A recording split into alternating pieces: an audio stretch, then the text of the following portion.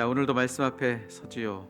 오늘은 목적지가 따로 있다라고 하는 제목 가지고 말씀 나눌 텐데요. 자, 우리 지난 한 주간에 출애굽의 여정을 따라가면서 그때 있었던 큰 사건들 중심으로 말씀을 나눴습니다. 어떤 이야기 나누는지 한번 떠올려 보실까요?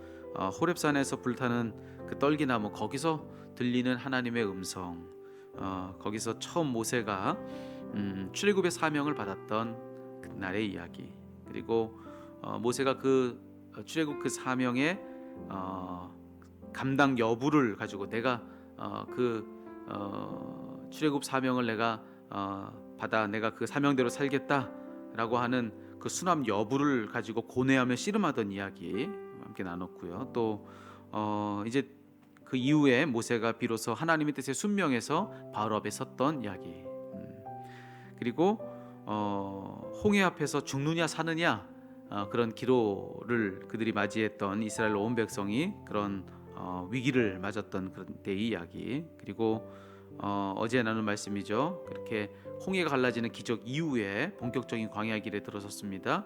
그때 이스라엘 백성들이 불기둥과 구름기둥으로 하나님의 인도하심과 보호하심을 누렸던 이야기, 그렇게 하나님께 대한 그들의 신뢰를 훈련받던 이야기, 그런 이야기들을 우리가 지난 6일간의 시간을 통해서 말씀을 나눴습니다. 이제 오늘 그 모든 이야기의 마지막 이야기인데요. 자, 그 모든 일련의 흐름 속에서 나눈 그 모든 이야기들의 마지막 날 여러분과 함께 제가 나눠야 될 이야기, 오늘은 마지막 날이니까 당연히 그런 이야기를 해야지라고 생각되는 이야기는 여러분에게 무엇입니까? 첫날의 출애굽 여정의 첫 출발점, 첫 출발에 대한 이야기를 여러분과 나눴으니까 마지막 날에는 그 여정의 마지막 도착에 대한 이야기를 나눠야 적절하리라 여러분 아마 생각하실 수도 있으리라 생각합니다.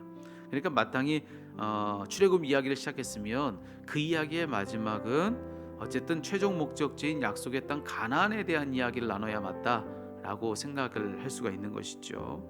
자, 근데 오늘 우리가 읽은 말씀을 보니까 이젠 출애굽의 여정을 다 마치고 가나안 땅에 들어가는 그런 이야기를 읽지 않았습니다.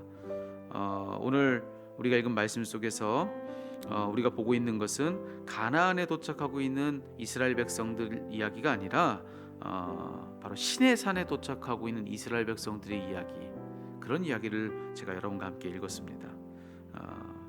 여러분, 만약에 가나안이 최종 목적지라고 한다면 어떤 면에서 시내산은 그냥 중간 기착지에 불과하다고 볼 수 있습니다. 그런데 저는 지금 여러분과 함께 이번 출애굽의 여정을 다루고 있는 축별 새벽기도의 마지막 말씀으로 저기 우리가 생각하는 마땅한 도착지가 아니라 여기 중간 기착지에 대한 이야기로 오늘 전체 이야기를 매듭을 지려고 하는 것입니다.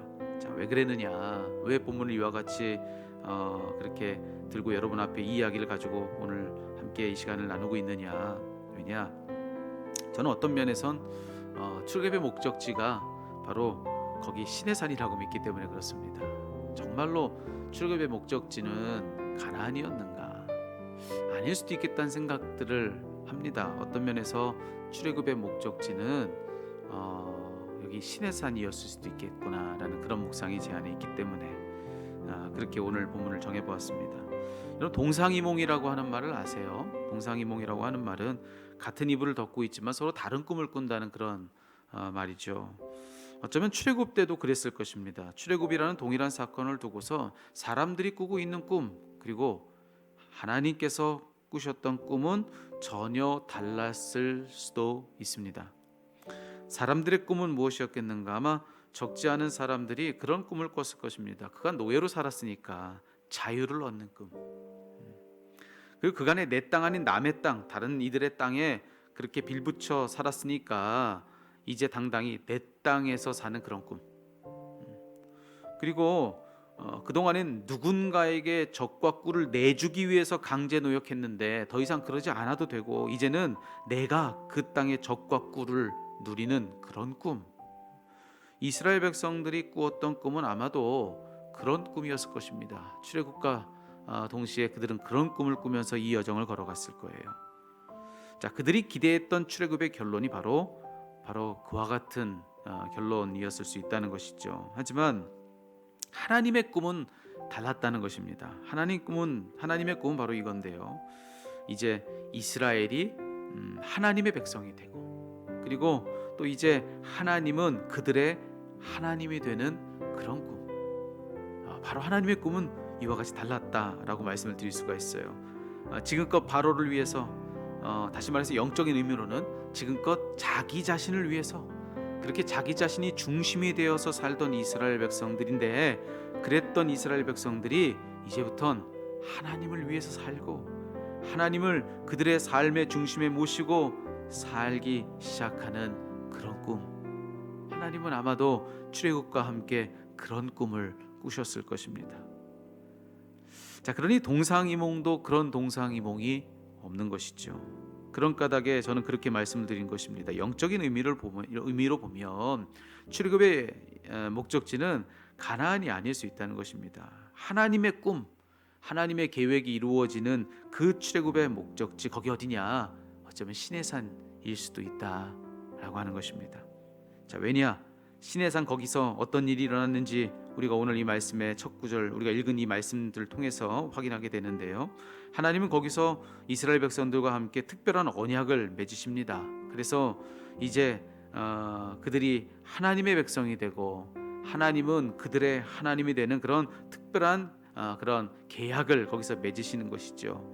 자, 그리고 그런 그들에게 이제부터는 하나님의 백성으로 어떻게 살아야 되는 것인지, 하나님의 백성답게, 이제부터 하나님의 백성이 되었으니까요. 그러니까 하나님의 백성 되었으니까 하나님의 백성답게 이후의 삶을 어떻게 살아야 되는 것인지 그걸 구체적으로 하나하나 다 알려주시는 그런 계명까지 주셨던 곳이 바로 시내산이었던 것입니다. 자, 그러니 사람들의 계획 속에서는 저기 가나안이 중요했는지는 모르지만 하나님의 계획 속에서는 어디가 더 중요했느냐?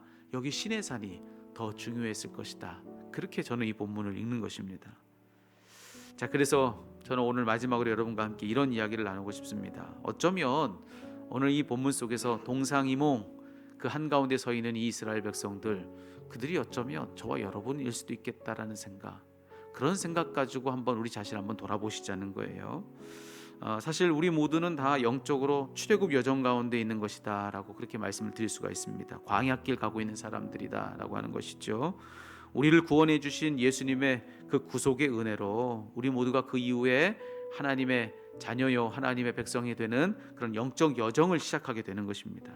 자, 그렇게 예수 믿고 구원받은 우리들, 그래서 영적인 여정, 이 여정을 시작하게 된 우리들, 그런 우리들은 지금 어디를 향해서 가고 있는 것일까?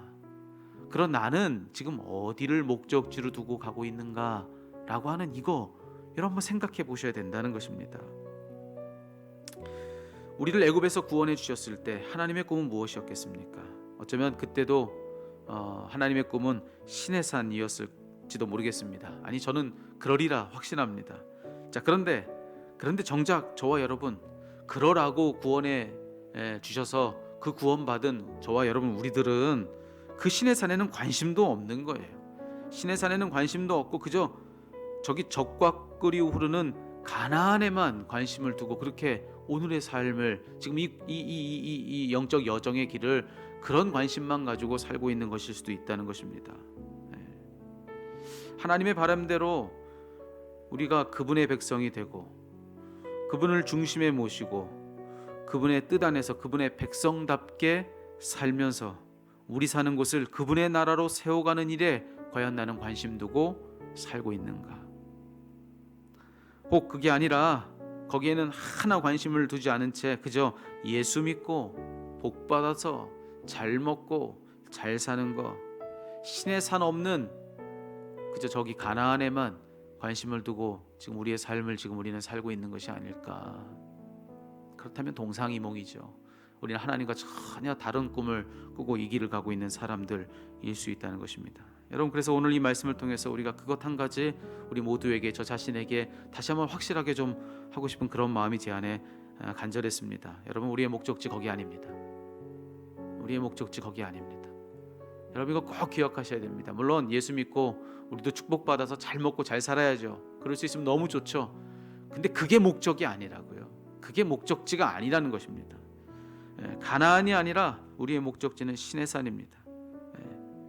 내가 만약 시내산은 없고 그저 가나안만 있기를 바란다면 여러분, 그런 가나안은요 하나님이 주시는 축복의 땅과는 전혀 상관없는 그저 또 다른 애굽일 뿐이라는 것을 여러분 잊지 않고 우리는 기억해야 합니다.